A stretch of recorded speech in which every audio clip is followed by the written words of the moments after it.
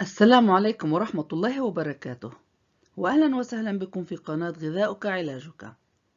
الملح يلعب دورا هاما في تنظيم السوائل في الجسم وفي تنظيم عمل الجهاز الهضمي، وله فوائد صحية أخرى، ولكن الإكثار من تناول الملح يؤدي إلى العديد من المشاكل الصحية أيضا.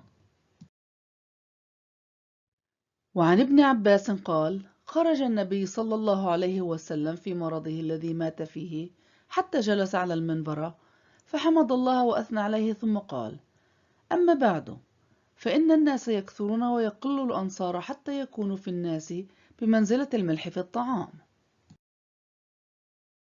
والمقصود من منزلة الملح في الطعام أي في القلة، والله أعلم، فإن الملح بالنسبة إلى جملة الطعام جزء يسير منه، فلذلك يجب علينا الاعتدال بالملح في الطعام، لأن الملح إن زاد عن حده أو نقص يحصل ضرر في الجسم. ولكي تنعمي أنت وأفراد أسرتك بصحة جيدة، استعمل الملح باعتدال في أطباقك الرمضانية. لذلك من المستحسن أن تقلل من استخدام الملح وتعوضيه بالأعشاب والبهارات لكي تضفي مزيدا من النكهة والمذاق الطيب إلى وجباتك.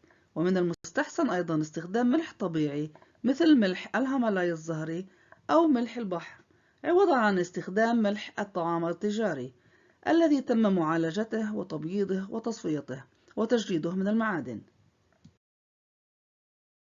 وإليك هذه الوصفة لخلط التوابل التي تقلل من اشتهاء الملح. المكونات: ملعقتان صغيرتان من مسحوق الفلفل الحلو بابريكا، ملعقتان صغيرتان كمون مطحون، ملعقة صغيرة من مسحوق الثوم، ملعقة صغيرة من مسحوق البصل، ملعقة كبيرة من مسحوق الفلفل الحار اختياري، نصف ملعقة صغيرة زعتر مجفف، ملعقة صغيرة فلفل أسود مطحون، ربع ملعقة صغيرة قرفة، رشة قرنفل مطحون، وملعقة ملح البحر اختياري. طريقة التحضير: أضيفي جميع المكونات في وعاء واخلطيها حتى تمتزج تماما. ضعيها في وعاء زجاجي محكم الغلق وخزن الوعاء في مكان مظلم جاف وبارد. إذا كنت تستخدمين بذور كاملة، قومي بطحن البذور مسبقا أو عند الطهي. شكرا لمتابعتكم. من فضلكم اشتركوا في قناتي وتابعوني غدا بفيديو جديد.